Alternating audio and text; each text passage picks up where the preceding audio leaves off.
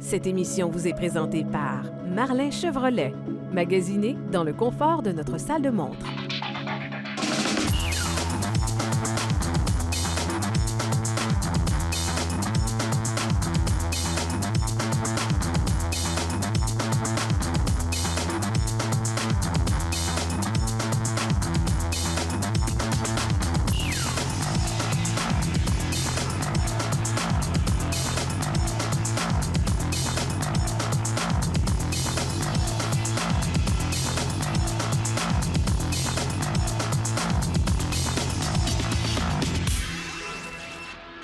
Bienvenue à Virage Plus. Aujourd'hui, on se retrouve chez Marlin Chevrolet où nous allons vous parler de la toute nouvelle Chevrolet Volt ainsi que la Cruze version hatchback et plusieurs autres modèles de la gamme. Nous allons aussi découvrir le tout nouveau concessionnaire. Mais avant tout cela, on s'entretient avec le directeur général, M. Jacques Gauthier. M. Gauthier, bonjour. Merci, M. Houdreau. Bienvenue à vous chez Marlin Chevrolet. Ça fait plaisir. Beau concessionnaire. Oui. Aujourd'hui, on va parler principalement de la Cruze hatchback et aussi de la Volt, qui vont être les voitures vedettes. Bien sûr, on va découvrir votre concessionnaire ici, Marlin.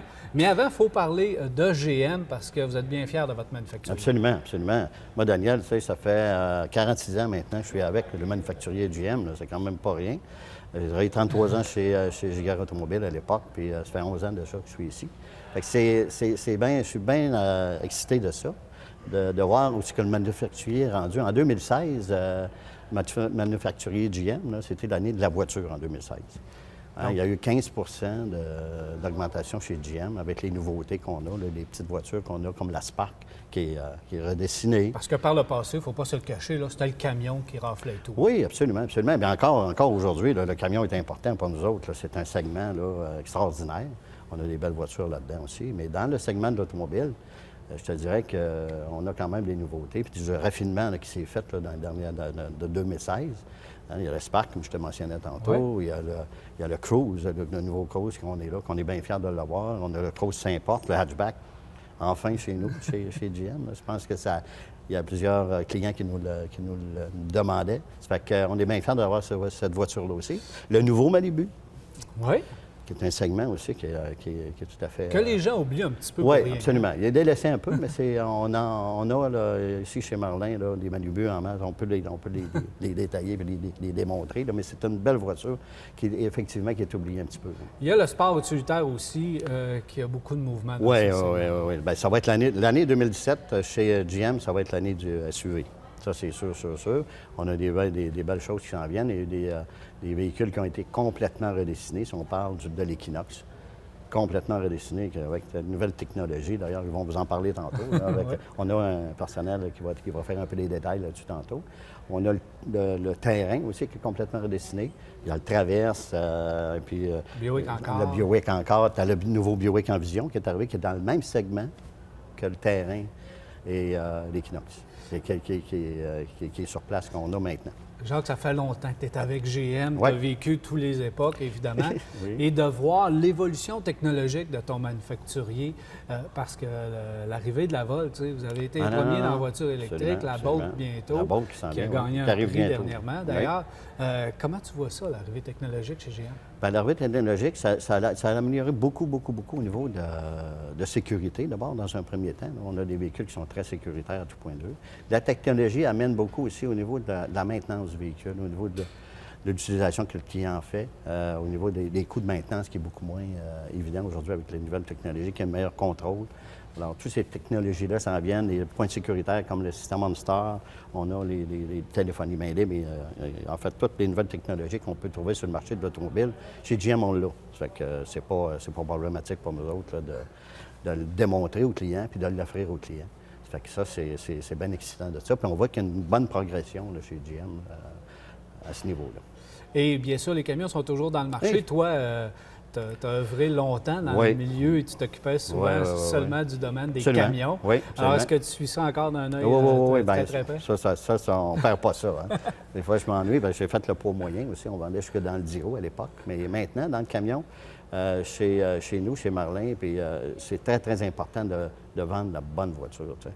Alors, quand on parle des rapports de différence, il y a des transmissions, dépendant des applications que le client va avoir ou qu'est-ce qu'il veut faire avec au niveau de quand c'est récréatif ou commercial. Alors, c'est bien important, nous autres, d'avoir les bonnes informations pour justement conseiller le client, pour lui donner le bon véhicule. Alors, ça, c'est chez nous, là, c'est la première ligne, on regarde ça. Puis ça, moi, ça fait partie un peu de mes démarches avec les représentants. Quand on rencontre un client puis qu'il y a quelque chose de particulier à faire avec, à ce moment-là, on s'assoit avec le client puis on s'assure d'y vendre le bon produit. Merci beaucoup, Jacques. Ça fait plaisir. Bien, je suis content que vous soyez ici. On est très fiers de notre... Vous allez voir tantôt, vous allez faire un peu le tour avec le personnel. Puis on a un personnel qui est très dynamique, qui est jeune aussi. On a des nouveaux représentants, ainsi de suite. Fait que bien fiers de ça, puis bienvenue chez nous. Ça me fait plaisir de te parler aujourd'hui. Merci, Jacques. Merci. Ouais. Alors, on s'arrête et au retour, justement, on va découvrir la Volt et la Cruze, entre autres. Restez avec nous.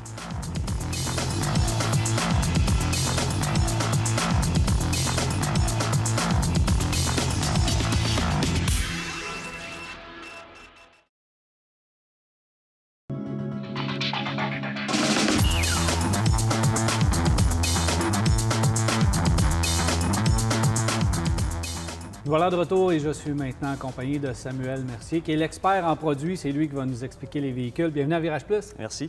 Alors, Samuel, tu es conseiller ici chez Marlin et tu vas nous expliquer les deux produits vedettes. On va commencer avec la Volt. Oui. Et bon, on connaît le nom depuis fort longtemps, mais ce serait bien de réexpliquer un peu c'est quoi la technologie de la Volt. Bon, tout d'abord, la Volt, c'est une voiture électrique à autonomie prolongée. Des fois, on confond un peu la Volt avec une hybride. On a beaucoup de gens qui disent « Ah, c'est une hybride ». C'est pas une hybride. En fait, là, autonomie prolongée, ce que ça veut dire, c'est que la voiture est toujours propulsée par un moteur électrique. OK. Par contre, quand les batteries tombent à plat, à ce moment-là, on a un moteur thermique à essence qui va envoyer de l'énergie aux batteries, puis les batteries vont continuer d'alimenter le moteur électrique qui, lui, va continuer à faire avancer la voiture, tout simplement. Donc, on est toujours en mode électrique. Ça, c'est vraiment l'important. Donc, on a une voiture qui a environ, pour le modèle 2016-2017 nouvelle génération, environ une moyenne de 80-85 km d'autonomie optimale. Puis, on a un réservoir de 35 litres de carburant qui peut nous donner jusqu'à environ 600 km supplémentaires, donc pour un total d'environ 700 km au total d'autonomie avec un réservoir de 35 litres d'essence puis une batterie pleine. C'est ce qui fait la différence de la Volt comparativement à tous les autres véhicules qui sont sur le marché présentement. C'est un modèle qui est unique. Oui. On peut l'utiliser de deux façons, mais on peut se débarrasser complètement du prix de l'essence. On peut se débarrasser effectivement complètement du prix de l'essence. Quelqu'un qui roule 80 km et moins par jour va se tomber avec une moyenne de 0 litre au 100 pratiquement. On a des clients ici chez nous, ça varie de 2,5 litres au 100 en moyenne. Il y en a qui sont pratiquement à 0, il y en a qui sont à 1,5. Ça varie beaucoup en fonction de l'utilisation. Parce que aussi, comme tu dis, quelqu'un pourrait éliminer complètement le prix de l'essence, mais quelqu'un pourrait aussi jamais recharger sa voiture puis toujours rouler avec. Ça serait un non-sens de faire ça, parce que là, à ce moment-là, il se retrouverait à rouler toujours sur l'essence. Mais c'est une possibilité. Mais c'est une possibilité. C'est la possibilité, c'est qu'il n'y a pas de limite avec cette voiture-là. On peut se rendre à Montréal, on peut se rendre en Floride, on peut faire la vie de tous les jours en consommant 0 litre d'essence pratiquement. C'est étonnant qu'il n'y ait personne dans l'industrie qui ait opté pour cette technologie-là. Bien, effectivement, c'est étonnant. On est les seuls. On est chanceux d'avoir ça. Le manufacturier pousse dans ce sens-là, puis on est content. C'est même avec la Bolt qui s'en vient. On voit que le manufacturier veut une certaine exclusivité là-dedans. Là, on est en train de damer le pion à plusieurs autres manufacturiers présentement. C'est plaisant là, de travailler pour Chevrolet là, à ce titre-là. La Volt, pour revenir justement à l'utilisation de la Volt, tu as des clients qui roulent déjà depuis un certain temps, puis tu as dit qu'il y en a qui essaient d'éliminer complètement l'essence. Est-ce que tu en as qui sont vraiment motivés à rouler qu'électrique? Oui, ça pousse les gens, c'est spécial à dire, mais conduire même une voiture hybride ou une voiture électrique, on dirait que ça pousse les gens à se dépasser niveau consommation. On dirait qu'on devient plus consciencieux à ce niveau-là. On veut complètement éliminer ça de nos vies. Puis c'est spécial à dire, mais j'ai même des clients qui font des petits concours entre eux autres, puis avec des applications, on peut voir le record de plusieurs personnes qui ont fait avec leur Chevrolet Volt. Puis là, on voit, il y a des gens qui essaient de se dépasser de plus en plus. Puis le but, en bout de ligne, c'est pratiquement d'éliminer l'essence, là, rendu là. Il n'y a personne qui aime ça, payer de l'essence en bout de ligne. Tandis que l'électricité, ça coûte pratiquement rien. On parle des alentours d'$1 pour une recharge là, de la voiture en tant que telle, qui va nous donner environ en moyenne 80 km d'autonomie pour le nouveau modèle. Là. Donc, des gens qui partent de la maison, qui vont travailler au bureau, qui reviennent à la maison, c'est l'idéal. C'est l'idéal. Même, il y a plusieurs possibilités aussi. C'est quelqu'un qui est sur sa limite au niveau de son autonomie, qui arrive à son travail. Si au travail, il y a une recharge sur le 110, il y a une borne de transport qui vient avec la voiture. Fait qu'à la limite, il peut se brancher là-bas.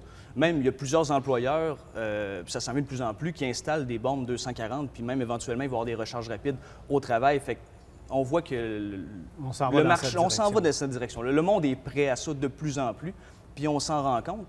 Bien, la crainte principale des gens concernant, évidemment, les nouvelles technologies, c'est la fiabilité de la technologie. Oui. Et là, la Volt a quand même, on est à sa deuxième génération. On a quand même de l'expérience. Parle-moi un peu de cette fiabilité.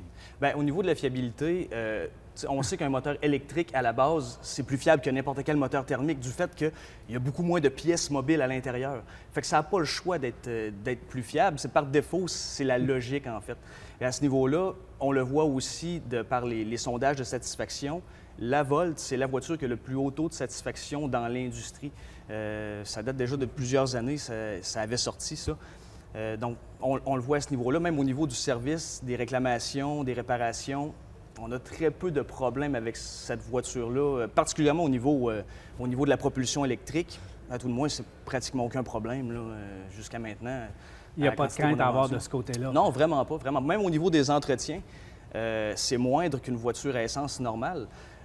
On parle, mettons, d'un changement d'huile au niveau du moteur thermique, parce que le moteur thermique a quand même de l'huile dedans. Mais étant donné qu'il vire pratiquement jamais un changement d'huile, on peut faire ça. J'ai des clients qui le font aux 2 ans. C'est plus ou moins recommandé à cause de la température au Québec, pas qu'il se forme de l'humidité dans le bloc moteur. On recommande environ 1 fois par année, au moins. Au niveau du système de freinage aussi, étant donné qu'on a un système de régénération de l'énergie derrière le volant, fait qu'on peut compresser avec le véhicule, donc on recharge l'énergie, puis en même temps, on n'utilise pas notre système de freinage. Fait qu'à ce moment-là, bien, les freins s'usent moins. Puis pour pallier à ça, des freins qui ne servent pas, on sait tous qu'est-ce que ça fait, ça finit que ça rouille. Donc GM, ils ont sorti des disques qui sont traités Duralife. On appelle ça Duralife. C'est de la nitrocarburation, en fait. Ils chauffent les disques avec du nitrogène dans un four à 560 degrés, puis ça durcit le disque. Donc le disque, à long terme, ne rouille pas. Il rouille beaucoup moins vite. Fait qu'on peut sauver énormément d'argent au niveau... Ben oui, durée de vie est extrêmement prolongée. C'est impressionnant. On a vu des tests qui trempaient les disques dans de l'eau saline, dans de l'eau salée. Puis un disque qui n'était pas traité, un disque qui était traité, il y en avait un qui était pourri. L'autre était encore... il aurait juste besoin d'être tourné à la limite, puis le disque était encore bon. C'est vraiment impressionnant à ce niveau-là. Et il l'utilise pas seulement sur la Volt, là, plusieurs modèles. Les camions. Tous les modèles, si je ne me trompe pas, sont rendus avec ce procédé-là actuellement. Ça fait depuis 2008, si je ne me trompe pas, que ça a commencé. Puis là, ils ont étendu la gamme à tous les produits pratiquement. Là. Question de disponibilité pour la Volt. Est-ce que c'est un véhicule que vous avez en nombre suffisant? Oui, heureusement. Vraiment, pour une fois, là, cette année, on l'a en quantité industrielle, ce qui n'était pas le cas pour 2012, 13, 14, 15, même 2016. 2016, moi, je me rappelle, toutes les voitures qui arrivaient ici étaient toutes vendues. Chaque véhicule qui rentrait ici était déjà tout vendu d'avance. Là, 2017, j'en ai au-dessus d'une quarantaine en inventaire.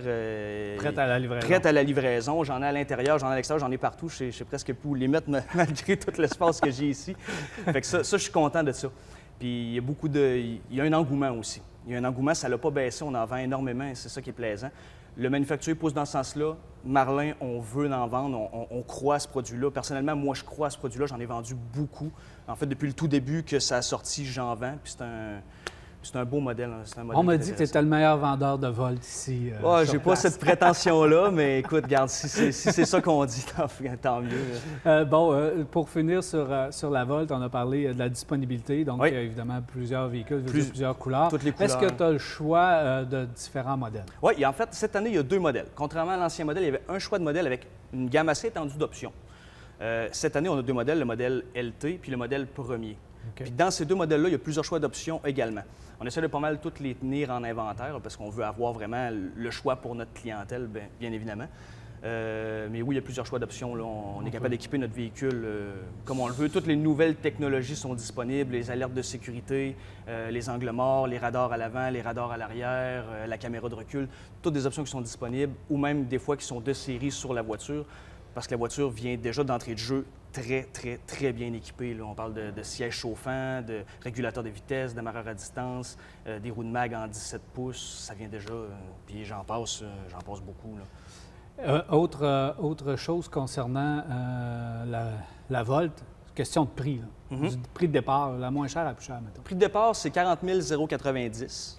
plus taxes, moins le rabais du gouvernement de 8 000 Puis après ça, bien, il y a d'autres programmes qui peuvent s'ajouter à ça en fonction des mois puis que ce que le manufacturier veut mettre en place comme promotion. Mais généralement, c'est ça. Donc, on parle de 40 000. Ça peut aller jusqu'à environ des alentours de 49 000 si on décide de prendre le modèle premier vraiment suréquipé, là, avec toutes les options. Ce pas des modèles généralement que je tiens beaucoup en inventaire, que vraiment suréquipés. On va parler de plus des alentours de 46 000 – 47 000 pour un modèle premier. Puis les modèles d'entrée de gamme, à ce moment-là, je les varie entre 40 000 puis 42 000 – 43 000 parce qu'on peut avoir le modèle LT avec du cuir dedans, puis on peut rajouter 2-3 petites options là, qu'on peut mettre aussi. Là. Mais il faut rester au courant des promotions. Oui, il faut rester au courant des moment. promotions du moment, effectivement. Ça peut faire varier un peu le prix, là, on ne se le cachera pas, mais sinon, le prix de départ, c'est vraiment 40 000 plus taxes, moins le rabais du gouvernement de 8 000 qui est là, puis qui est tant mieux.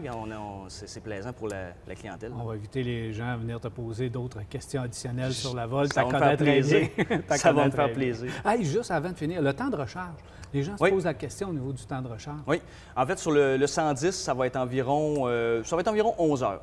Okay. Dépendamment de l'ampérage aussi, dépendamment à la maison, qu'est-ce qu'on a. Des fois, un plus vieux système électrique, ça peut être un petit peu plus long pour ne pas faire sauter un fusible ou quoi que ce soit.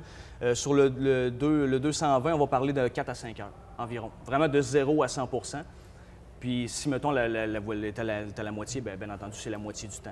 Évidemment. C'est vraiment pas très long. Un autre véhicule que je veux te parler, c'est la Cruze, mais la version hatchback cette fois-ci. Oui, Cruze Hatchback qui est un nouveau modèle cette année, qui offre une nouvelle déclinaison à ce modèle-là qui est déjà très bien vendu chez nous. La Cruze, c'est un peu notre cheval de bataille. C'est un modèle qui se vend très bien depuis que c'est sorti en 2011.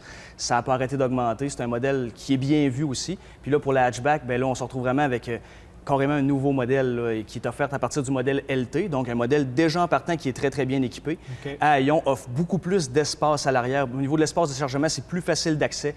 Offre un très, très large espace lorsque les bancs sont rabattus à l'arrière, donc qui est très intéressant pour les gens, les sportifs, quelqu'un qui a un animal de compagnie aussi, ça peut paraître. Ben oui, ça, c'est plaisant à ce niveau-là aussi. C'est plus pratique. Motorisation et équipement? Oui, motorisation simplifiée pour le nouveau modèle de la Cruze, comme la Cruze berline, c'est la même chose, donc 1,4 litres turbo compressé, qui est un peu le même bloc moteur que l'ancien modèle, mais amélioré. Donc, on ajoute l'injection directe. Puis, on a ajouté aussi au niveau de la puissance, au niveau de la turbocompression, donc 177 livres pieds de couple, ce qui est beaucoup plus puissant que l'ancien modèle. C'est surprenant. Pour vrai, c'est vraiment surprenant au niveau de la puissance, la différence quand on essaie la voiture. Quand on essaie l'ancien modèle, on essaie le nouveau, c'est vraiment là que c'est intéressant. Puis, au niveau de l'économie... Bien, c'est ça, on ne sacrifie pas. Non, pas du tout. Au contraire, on l'améliore parce qu'on a ajouté le système d'arrêt-démarrage du véhicule. Éventuellement, j'imagine que c'est une technologie qui va devenir standard. Parce que quand on est arrêté, ça ne sert à rien de continuer de consommer de l'essence. Donc, le moteur arrête complètement lorsqu'on est arrêté.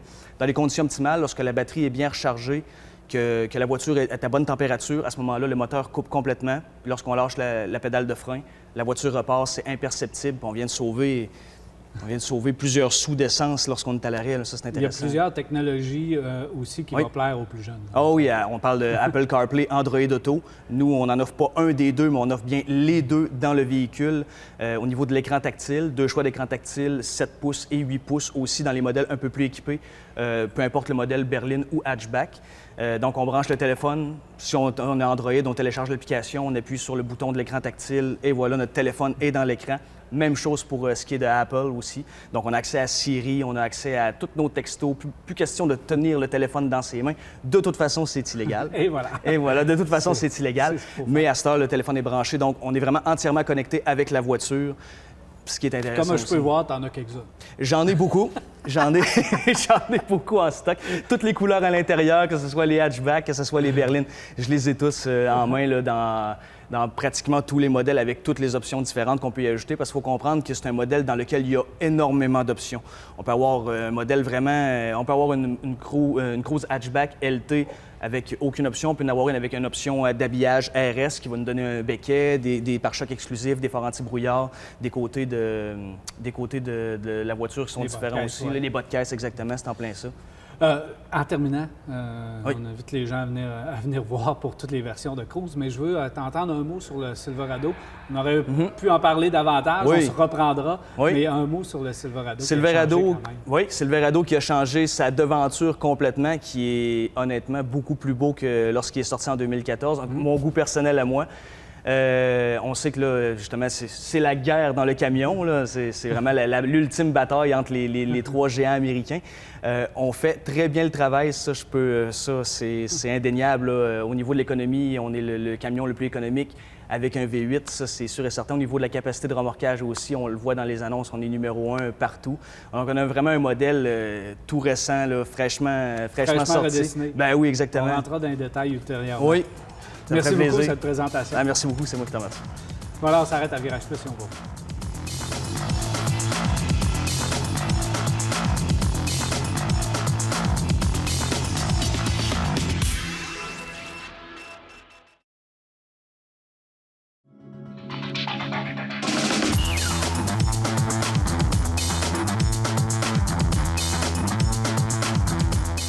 Nous sommes de retour et je suis maintenant en compagnie de Maxime Tanguay, qui est directeur des ventes ici. Bienvenue à Virage Plus. Merci beaucoup.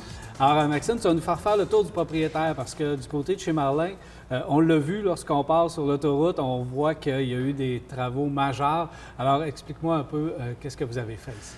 Oui, c'est le cas de le dire. Hein? Marlin existe là, depuis déjà plus de 30 ans. Le propriétaire qui a acheté là, récemment, quand même dans le fin des années 2000, en fait en 2008, pour être plus juste. Donc, lui avait une vision de concept de magasinage à l'intérieur. C'est ce qu'il voulait faire. Puis, il a commencé le concept parce qu'on a 4 concessions aussi, juste je tiens à le dire. Là, le propriétaire, il y a 4 concessionnaires, ce qui fait une de nos forces. C'est toutes des GM aussi au Québec. Donc, il y a Brossard Cadillac, il y a Brossard Chevrolet qui sont dans la même bâtisse, le plus grand concessionnaire au Canada. Ça vous donne de l'inventaire, vous avez accès à tous ces autos. Ben oui, c'est ça. Pour nous, c'est vraiment une de nos forces. Là. On essaie de le publiciser parce que c'est ce qui fait qu'on a de l'accessibilité aux véhicules. Puis on sait que chez GM, il y a beaucoup de marques, il y a beaucoup de modèles différents, beaucoup d'options. Donc, ça fait vraiment une force là, pour nous, puis on essaie de l'exploiter au maximum. Puis il y a également, juste pour terminer, Vision Chevrolet, qui est un autre concessionnaire dans la région de Montréal. Donc, il a parti le concept pour revenir au concept de magasinage à l'intérieur. C'est ce qu'il a voulu faire, donner l'option des gens de pouvoir contempler leur modèle au chaud, hein, parce qu'on sait que dans les conditions hivernales du Québec, c'est quand même important de pouvoir choisir la couleur, les options, puis de s'assurer de confirmer son choix avec le même véhicule à l'intérieur. Alors, parle-moi un peu de la bâtisse, de l'aménagement de la bâtisse. Qu'est-ce que vous avez fait physiquement? Oui, mais en fait, on a le concept est beaucoup ciblé sur... Je me répète, là, je vais le dire souvent, mais de magasiner à l'intérieur. Donc, on a pratiquement quadruplé la surface d'espace de salle de montre. Donc, on peut rentrer jusqu'à 200 véhicules à l'intérieur. C'est sûr que c'est un petit peu coincé, mais physiquement, c'est possible. Donc, l'hiver, je vous dirais qu'on essaie de rentrer plus parce que ça plaît aux gens et ça plaît aussi aux représentants. Pas besoin de sortir à l'extérieur pour déblayer les voitures. Donc, c'est vraiment l'intérieur qui est notre force de frappe. Vous avez sur 2 étages? Oui, on a un sous-sol aussi qu'on a mis un petit peu là, une sorte de musée en images GM, donc l'évolution de General Motors avec les années, qu'on a fait de quoi de bien. Présentement, on met les véhicules utilitaires au sous-sol, donc ça permet de, si on magasine un VUS, de pouvoir choisir là, dans un espace vaste, puis de pouvoir comparer puis différencier les produits. Vous avez même installé un ascenseur? Oui, évidemment, c'est ça, ça nous prenait une façon. Ah oui, c'est assez unique, là, un bon de charge comme ça, puis ça nous prenait justement une façon de faire de descendre les voitures. Anciennement, quand on recule il y a quelques années, le sous-sol existait, c'était de la mécanique ici. Puis dans la philosophie du propriétaire, en changeant, il a décidé d'inclure un ascenseur pour les voitures pour pouvoir descendre. Puis pour pouvoir aussi, c'est important parce que vu qu'on met des VUS, ça prend quelque chose de spécial parce que c'est très lourd, là, ouais. Et vous avez même développé un système aussi pour déplacer vos voitures à l'intérieur. Oui. Dans tout ça, il a pensé à tout ça. Vraiment, il a été visionnaire parce qu'évidemment, on ne veut pas produire de monoxyde de carbone à l'intérieur du bâtiment, tout ça pour les gens. Donc, on a acheté une machine qui vient d'Europe, une machine spéciale qui est je ne peux pas dire unique parce que je ne le sais pas, mais qui est assez rare. Puis on lève les voitures, les roues dans l'avant, on peut se déplacer facilement à l'intérieur. Donc, c'est vraiment là, facile. Puis aussi, ce que ça nous permet de faire, je n'en parle un petit peu, c'est que les voitures sont toutes prêtes. Donc, dès qu'ils sont lavés, sont mises en marché, tout ça, si le client veut repartir avec la journée même, les voitures sont prêtes. Avec cette machine-là, on peut les déplacer facilement dans toute la concession. Donc, c'est vraiment, tout a été pensé, ce concept-là, pour le consommateur. Pour pouvoir offrir une expérience qui est assez unique, donc de magasiner, de faire son choix, de pouvoir avoir la livraison rapide, d'avoir la livraison aussi à l'intérieur. Donc, on peut rentrer, on a un espace réservé pour ça, pour rentrer jusqu'à 16 véhicules qu'on peut livrer durant la journée. Donc, l'hiver, plus spécifiquement, lorsque les conditions climatiques sont plus difficiles, bien, la personne qui prend possession, qui vient chercher sa voiture, la fameuse journée... Tu magasines à l'intérieur, tu prends possession à l'intérieur, puis ça permet de faire le tour puis de voir la différence. Oui. Des roues, par exemple, là, tu peux choisir tes différents roues. Des Cruz, là, je ne sais pas combien tu en as ici. Là, je vois, il doit en avoir une trentaine, 40, je ne sais pas. Ouais. Alors, tu as toutes les couleurs, tu as tous les modèles de roues, tu as tous les groupes d'options. Donc, ça permet vraiment de faire tout un magasinage à l'intérieur. Exactement. Puis, c'était vraiment le concept. On sait que maintenant, Internet prend beaucoup de place. Hein? On sait que les gens vont choisir leurs options, vont différencier les marques, les modèles sur Internet. Donc, c'est sûr que le fait ils vont vouloir quand même rassurer leur choix, puis s'assurer que ce qu'ils ont vu sur Internet, c'est la même chose en vrai. Donc, c'est un petit peu ça qu'on a voulu faire, que le propriétaire a voulu faire, puis je pense que c'est un grand succès. Oui. Autre chose, parce que tu fais l'achat, mais il y a aussi le service après-vente. Oui. Et là aussi, ça a été, on a profité des rénovations pour tout réaménager. Oui, on a tout fait, justement, comme je disais, ça fait 30 ans qu'on est ici, donc c'est un service qui est quand même une grande expérience ici. On a aménagé quelque chose de bien on avait déjà les 3 espaces de stationnement, donc quand le client rentre avec sa voiture pour un bris ou pour un simple entretien, peut rentrer à l'intérieur au chaud. On a des aviseurs qui vont l'accueillir à ce moment-là. On offre le café gratuit à tous les clients qui viennent au service. On a un espace de restauration. Donc, si la personne veut venir prendre le petit déjeuner, le dîner, on a un cuisinier qui est là sur place en tout temps. Donc, je pense qu'on peut, avec ça, offrir une expérience là, qui est agréable pour la clientèle. Et ton équipe de vente, évidemment, que tu es très fier. Oui, c'est sûr. On a une équipe de vente. Moi, je suis quand même assez récent. Ça fait seulement 3 ans que je suis directeur des ventes ici. Par contre, vous avez rencontré Jacques tout à l'heure, qui a une belle expérience. On a 10 représentants au total. Là, c'est sûr que ça peut varier selon les périodes de l'année, mais on a des vendeurs avec des représentants, avec plus de 30 ans d'expérience. On en a des plus jeunes, un petit peu plus technologiques et tout ça. Donc, on essaie d'aller chercher la variété puis d'offrir. Ici, le but, c'est vraiment d'offrir une expérience hors du commun. On est dépassé de mettre de la pression ou de forcer le client. C'est pas du tout ça la dynamique qu'on veut faire. On veut offrir une expérience agréable, puis que les clients reviennent pour le long terme. En terminant, vous avez aussi un département de véhicules d'occasion. Oui, c'est vrai. Je ne veux pas oublier le département de véhicules d'occasion. Dans tout ça, ça a été pensé aussi par le propriétaire parce que c'est une bâtisse à l'extérieur. Donc, au début, il se posait la question, est-ce qu'on le rentre aussi à l'intérieur? Finalement, la bâtisse est unique à l'extérieur. Les voitures d'occasion sont là. On peut avoir jusqu'à 100 voitures d'occasion. C'est pas mal ce qu'on a à l'année longue. Mais également, je reviens à la force, c'est qu'on a 3 autres concessionnaires. Donc, on a un inventaire d'occasion qui peut aller jusqu'à 400 voitures. Donc, c'est agréable aussi. Lorsque le choix du véhicule neuf est peut-être pas le bon selon ce consommateur, on a une ressource pour lui donner d'autres disponibilités qui pourraient lui faire l'affaire. Merci beaucoup, Maxime. Merci à toi. Voilà, c'est déjà tout pour Virage Plus. J'espère que vous avez apprécié. Il me reste qu'à vous souhaiter une agréable semaine et on se revoit la semaine prochaine pour un autre Virage Plus. Virage Plus vous a été présenté par Marlin Chevrolet, magasiné dans le confort de notre salle de montre.